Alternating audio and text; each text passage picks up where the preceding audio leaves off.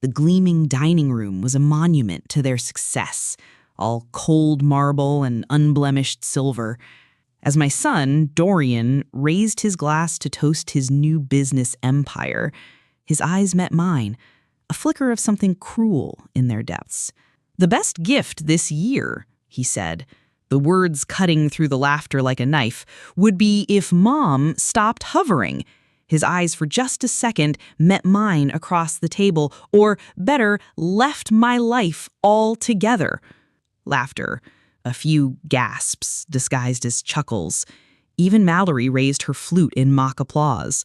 They were all in on the joke, a joke where I was the punchline. I didn't blink. A strange, calm clarity settled over me, a feeling I hadn't had in years. I placed my fork gently beside the untouched filet mignon, folded my napkin with deliberate precision, and stood up.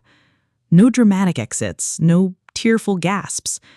I simply slid the chair back, smoothed my skirt, and said with quiet grace, "Thank you for dinner." Then I turned and walked toward the door. No one followed me. No one called my name. The silence was the loudest statement of all. Back at the guest room, I zipped my suitcase without folding anything. The burgundy sat unopened on the counter. An offering of love and history rejected. The only sound was the wheeled suitcase bumping down each wooden stair as I carried it outside, the gentle thud a metronome for my resolve. The sound of the sea greeted me before I even stepped inside my own home. Not the romantic kind, but the kind that seeps into your bones, low, cold, and always on the edge of rising. My house had always felt warm despite its age, a comforting embrace built of old wood and memories. But that evening the walls seemed to retreat from me, waiting to see if I'd brought grief home again. I didn't cry. I didn't speak. I hung my coat, turned the heat up a notch, and poured a cup of lukewarm tea I'd left in the pot 2 days before. Then I went into the bedroom, sat at the edge of the bed Bram and I once shared, and slipped off my shoes with a quiet sigh.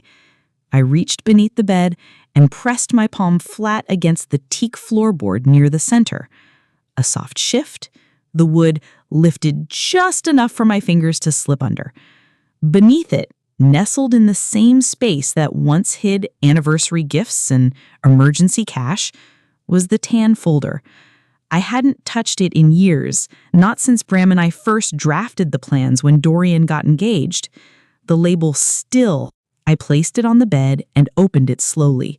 Each page as familiar to me as my own handwriting. The first sheet was the deed to my house in my own name alone. The next, the living trust for Dorian's house. The funds had been transferred through my firm years ago, but the controlling interest had never been released to him. I'd always meant to hand it over when I turned 75, but 71 was old enough. I reread the clause about revocation rights, my initials beside Bram's signature, the lawyer's stamp. Everything Dorian thought was his wasn't. I closed the folder and ran my hand over the worn manila cover, not with vengeance, but with a quiet steadiness. I didn't need to rage. I didn't need to explain. I just needed to act. The final insult had been a single sentence, but the years of expectation, of veiled demands, had been a slow bleed. It began with a call after Bram died. Dorian had an idea, a promising app for scheduling logistics for restaurants. I didn't understand the tech, but I understood the passion in his voice. He needed help with development costs, and, of course, I said yes. The second startup came 2 years later. That one didn't even make it to launch. I covered the office lease, bought the website domain, and paid off a silent partner who threatened legal action. When he got engaged, I offered to help with the down payment on the condo. A head start, I called it, though I quietly paid in full and let him think it was partial. He was proud. I didn't want to take that from him. I just wanted him to feel safe. Mallory was always polite, never warm. After the wedding, she sent a typed thank you card, unsigned. When she opened her boutique, she called it Mallory James Atelier and came to me 2 weeks in, panicked about unexpected expenses. I wrote a check without asking for details.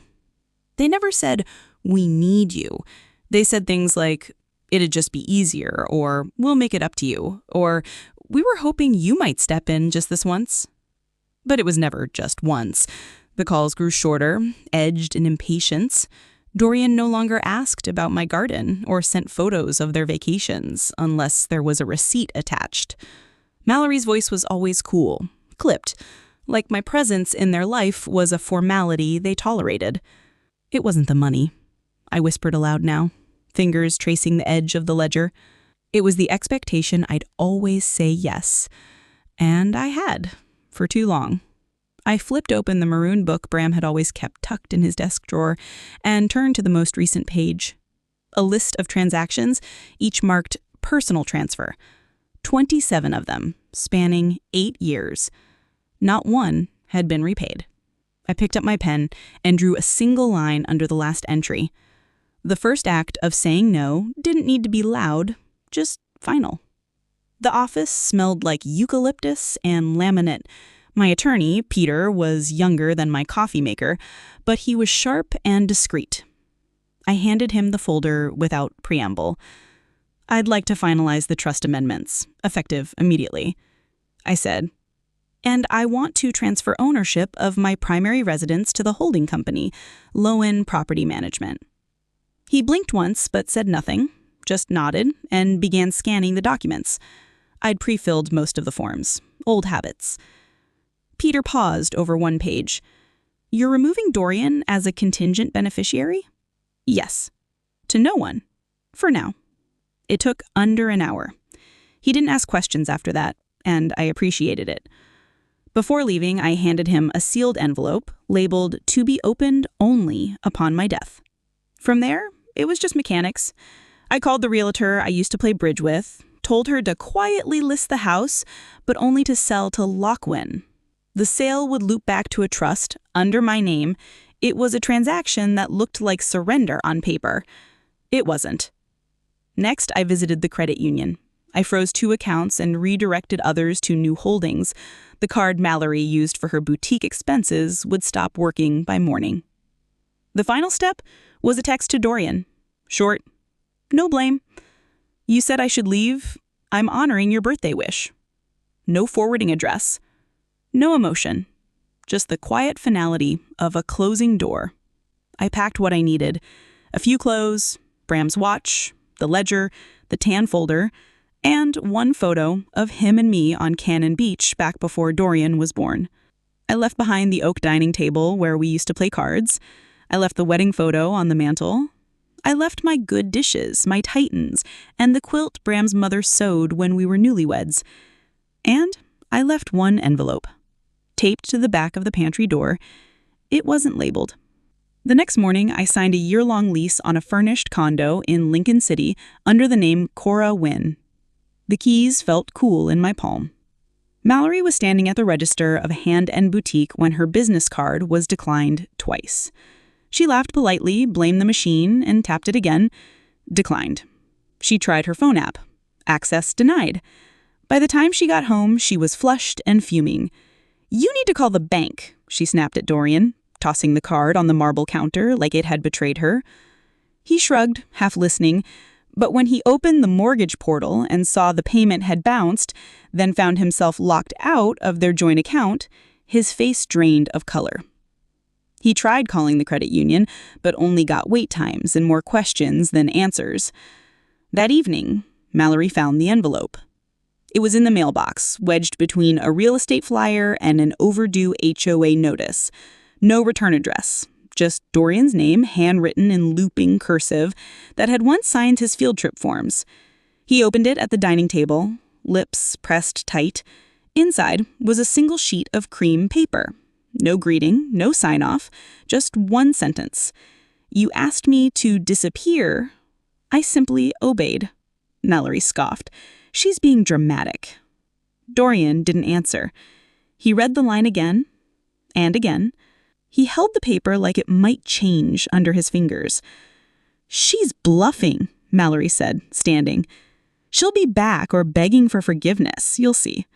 But Dorian didn't believe that, because he knew the house, the accounts, the foundation of his company All of it was held together by silent threads I had woven through the years, gently, invisibly, without ever asking for control.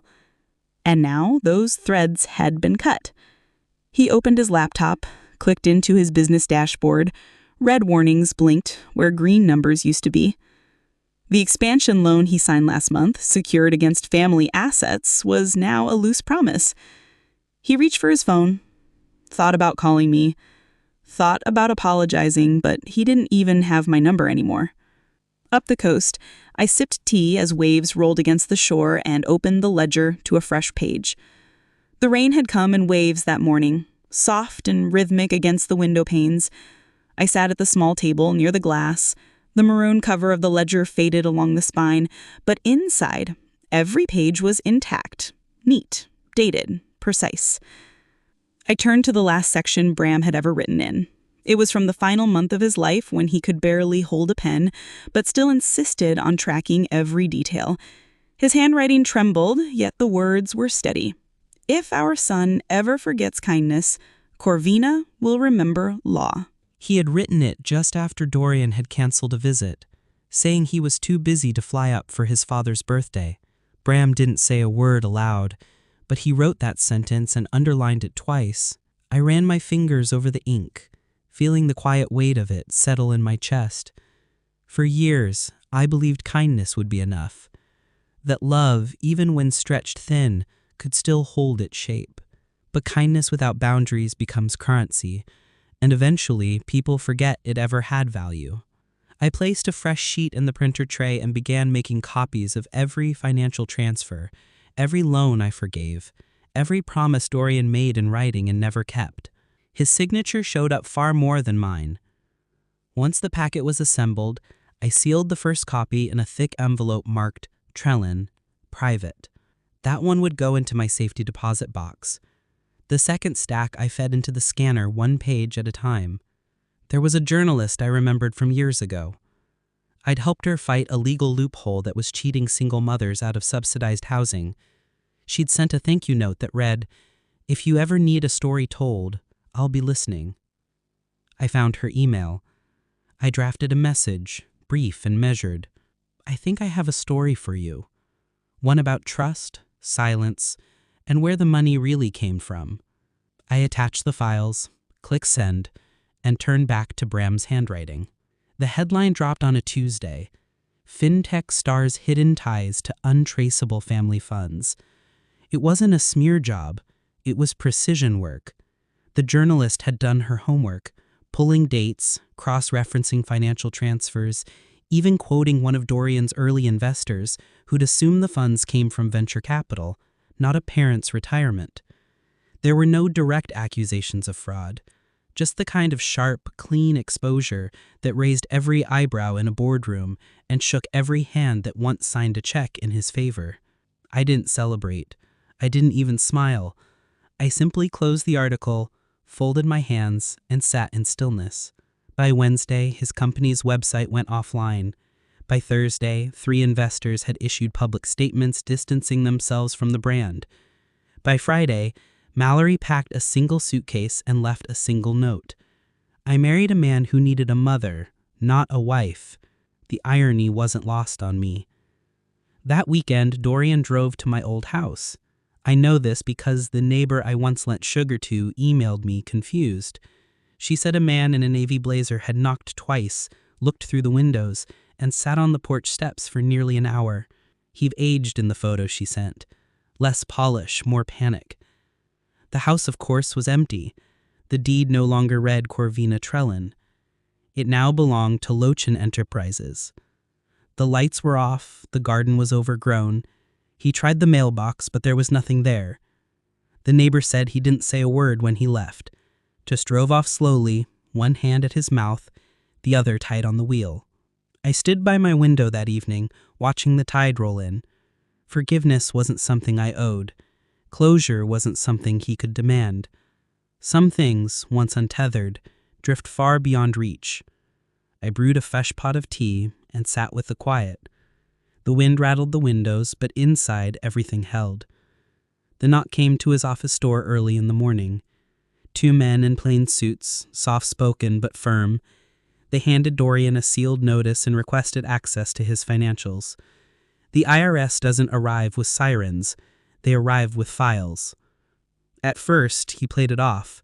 Delays, miscommunications, maybe an outdated EIN. But when they mentioned multiple flagged accounts tied to a non-disclosed family trust, I imagined his mouth went dry. The trust was never in his name. He'd signed documents over the years, of course, but never read them fully. I always left him the illusion of control, and he never questioned what didn't resist. That illusion had expired. I received the update indirectly from my attorney. The firm had been contacted for clarification, which we had already anticipated. Everything was in order, legal, binding, airtight, and quiet. That afternoon, my attorney mailed Dorian a letter, certified, signed. It read, "Dear Mr. Trellin, per the original trust agreement executed under Elwyn Holding, please refer to Clause 18B. In the event of emotional misconduct or breach of dignity toward the trustee, assets may be reallocated at the sole discretion of said trustee. The reallocation has been completed. No appeal will be granted." He read it 3 times, then called straight to voicemail.